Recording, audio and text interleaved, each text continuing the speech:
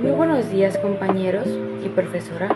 El día de hoy les vamos a presentar la tercera etapa y última etapa de nuestro proyecto titulado Análisis estadístico de las alturas de los alumnos del grupo de sexto C, plantel Playa del Carmen. Durante estas dos primeras etapas, el proyecto se dividió en tres, donde esas dos primeras etapas realizamos la recopilación de datos, organizamos las estaturas de todos los alumnos del grupo y seleccionamos distintas muestras que las analizamos mediante herramientas estadísticas. En esta tercera etapa, que es la más importante del proyecto, nuestro objetivo fue utilizar los conocimientos de probabilidad y estadística para comprobar si realmente existían diferencias entre nuestras muestras que seleccionamos la población completa del salón. Es decir, no solamente observamos un dato o cálculo, sino utilizamos herramientas para demostrar con evidencia si estas diferencias eran reales o podían deberse al azar de la manera en que elegimos las muestras. Esto es una herramienta importante, nos permite tomar decisiones, no solamente opiniones. Gracias a ella analizamos información y comparamos resultados para llegar a una conclusión con un nivel de confianza determinado. En nuestro caso trabajamos con las estaturas de los alumnos de nuestro salón, ya que fue más fácil medirlo, que estábamos cerca. Y durante esa exposición vamos a hablar sobre los pasos que seguimos, los conceptos que utilizamos, como la estatura. Después vamos a hablar también del proyecto, de las hipótesis que hicimos, por qué las hicimos, las pruebas estadísticas, qué resultados obtuvieron, a qué conclusiones llegamos. Bueno, el marco teórico. ¿Qué es la estatura? Antes de comenzar, y por qué es importante resaltar la estatura, es porque es una de las variables principales en este proyecto. La estatura o altura es la medida que tienen las personas desde la planta de los pies hasta la cabeza completamente parados. Generalmente se expresa en centímetros o en metros y es considerada una estatura, es una forma de medirse más importante del mundo. Esas estaturas son aquellas que nos permiten conocer las características físicas del cuerpo, como el peso, la talla y la misma estatura. No solamente sirven para hacerse una persona alta, sino también para saber qué tanto desarrollo tiene. Por esa razón, en diferentes áreas de la medicina y la nutrición y en general de salud, es importante estudiarlas. Cuanto más se estudia este tema, nos define qué tan sanos estamos. En nuestro proyecto elegimos estudiar las estaturas de nuestro salón porque era más fácil encontrarlas y porque estamos en el mismo rango de edad. Otro aspecto importante es que durante la adolescencia pueden ocurrir cambios importantes, como sabemos, la etapa del estirón y pues nuestros huesos siguen creciendo. Sin embargo, este crecimiento no solamente ocurre en personas que son, sino que esta etapa no solamente ocurre en personas como nosotras que son de la misma edad, sino también en todos. Utilizamos una herramienta estadística para medirla y para conocerla. La estadística nos permite resumir la gran cantidad de datos mediante la medida, la media, la moda, la desviación estándar y todo esto para completar correctamente nuestro trabajo. 3. Factores que influyen en la estatura. Ahora hablaremos sobre los factores principales que influyen sobre la estatura de una persona. Aunque muchas personas piensan que únicamente que interviene la genética, también hay varios factores que trabajan en conjunto. El primer factor es la genética. La genética es probablemente el elemento que mayor presencia tiene en la estatura. Cada persona hereda la información de sus padres y esta información define muchas cosas como el color de ojos, el color de cabello, entre otros, como la altura de las personas, como la altura que llega a alcanzar. Sin embargo, la altura de la genética no actúa sola.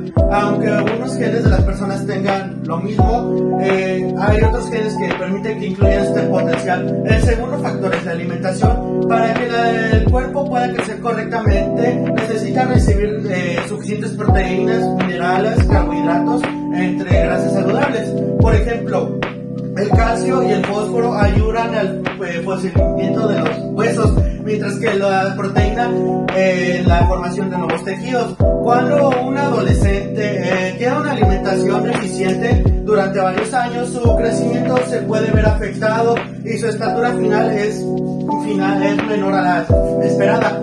Otro factor son las hormonas. La hormona de crecimiento producida por el cuerpo estimula el desarrollo de huesos y cuerpo. Durante la adolescencia también aparecen cambios hormonales relacionados con la testosterona, entre otras cosas, que provocan el famoso estirón de la pubertad. Si existe algún problema hormonal, el crecimiento puede verse afectado. También la actividad física influye mucho, aunque hacer ejercicio no influye que una persona crezca más, que lo que influye en sus genes, sí ayuda a que el organismo se desarrolle adecuadamente. Además, fortalece los huesos y los músculos y favorece el estilo de vida saludable. Otro aspecto fundamental es el sueño. Mientras dormimos, especialmente en las noches más profundas del sueño, el organismo libera mayor hormonas de crecimiento. Por eso especialistas recomiendan que los adolescentes duerman sus 8 horas. Finalmente encontramos los factores ambientales y socioeconómicos. El acceso a una buena alimentación, atención médica, agua potable y educación y condiciones adecuadas de vida también influyen en el desarrollo físico de las personas. Por eso, la estatura se puede ver como un indicador del bienestar de la población. Todo este marco teórico nos ayuda a comprender que la estatura no depende solo de un elemento, sino de la combinación de factores biológicos y económicos. Conociendo estos aspectos, podemos conocer mejor los resultados en nuestro proyecto y analizar las diferencias encontradas entre las muestras y la población. Ahora que ya conocemos la estatura y cuáles son los factores que pueden influir en ella, podemos hablar del objetivo principal, el cual es la diapositiva 4. Nuestro objetivo 4 fue comparar las medidas de 2 muestras con la medida de toda la población del grupo. En otras palabras, queríamos saber si el promedio de la estatura de los alumnos era diferente a los alumnos del salón. En la estadística, comparar promedios es muy importante porque nos permite determinar si un grupo determina correctamente a la población o si presenta características diferentes. En nuestro caso, trabajamos en 2 casos distintas. La primera fue la muestra 2, formada por los últimos 30 datos de la lista ordenada. La segunda fue la muestra 4, seleccionada por conveniencia. Ambas tenían el mismo tamaño, es decir, 30 alumnos, pero fueron obtenidas de manera diferente. La población completa estuvo formada por 46 alumnos del grupo. Al comparar estas muestras con la población, buscamos responder a la población muy importante. Las diferencias entre los promedios son suficientemente grandes para afirmar que ocurrieron por casualidad. Esa precisamente fue la función de la estadística diferencial. No basta con observar que una muestra tiene un promedio un poco mayor, es necesario que se apliquen procedimientos matemáticos que indiquen que esta diferencia es significativa.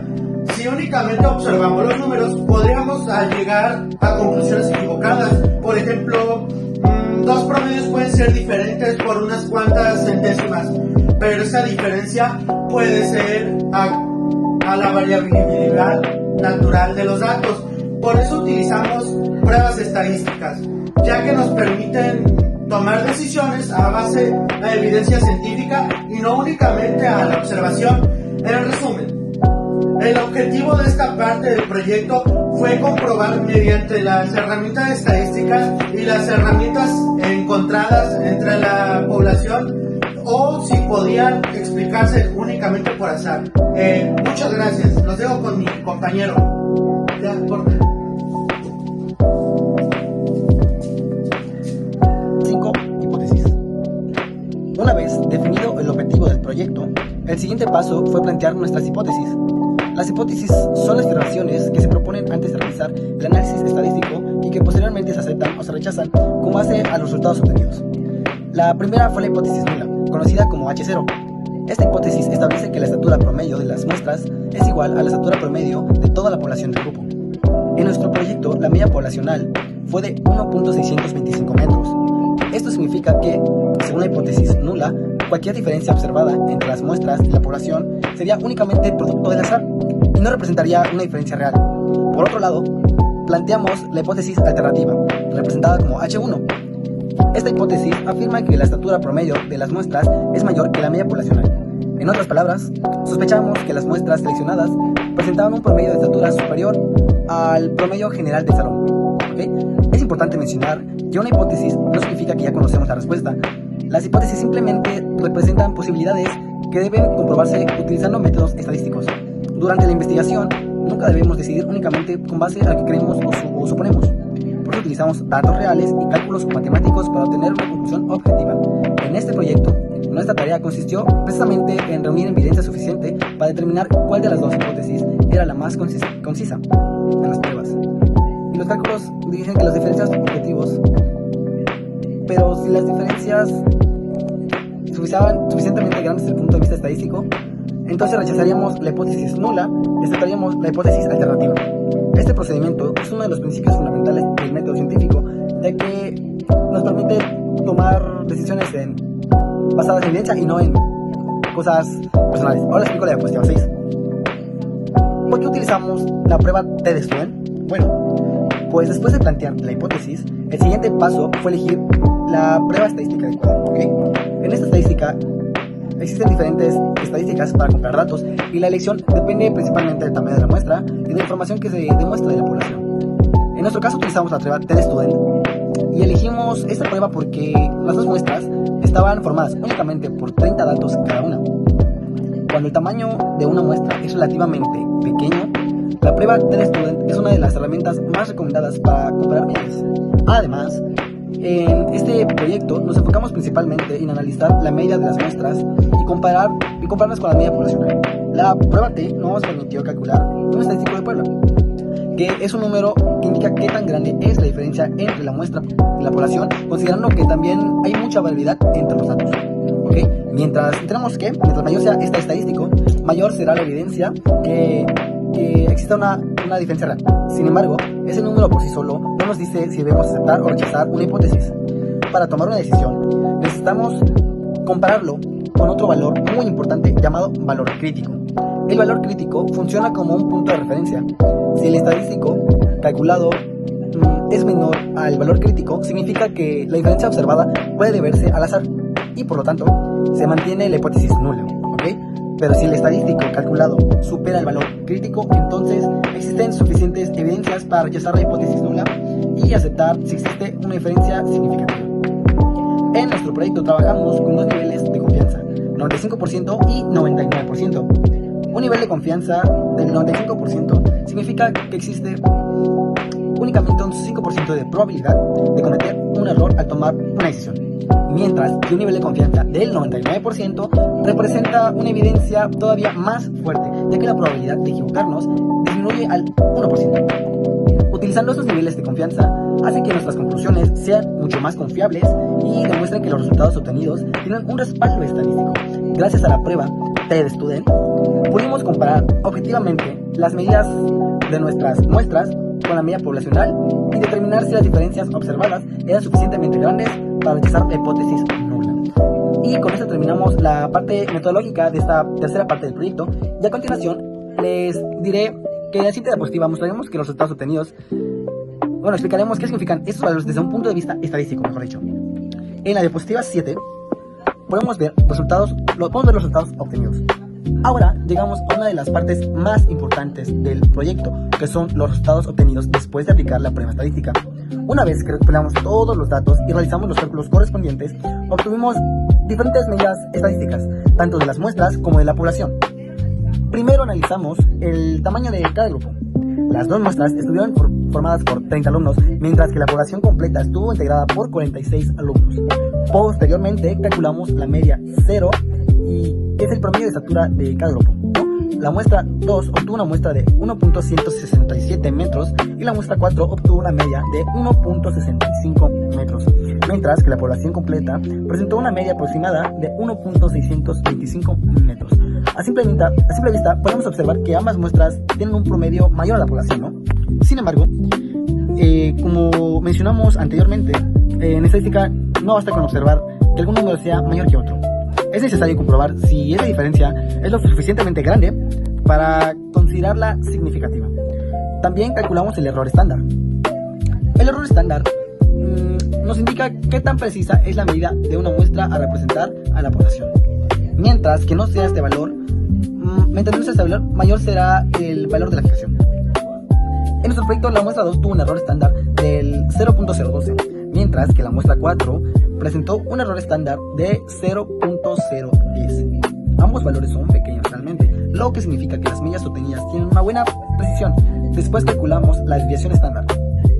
La desviación estándar mide qué tanto se dispersan nuestros datos alrededor del promedio. Si la desviación estándar es pequeña, significa que las mayorías de las escrituras son parecidas entre sí. Si fuera muy grande, indicaría que existe mucha variación entre las alturas de los alumnos. En nuestro caso, las desviaciones estándar fueron de 0.06782 para la muestra 2, ¿ok? Bueno, para la muestra 2, la muestra 0.5830 para la muestra 4 y 0.787 para la población.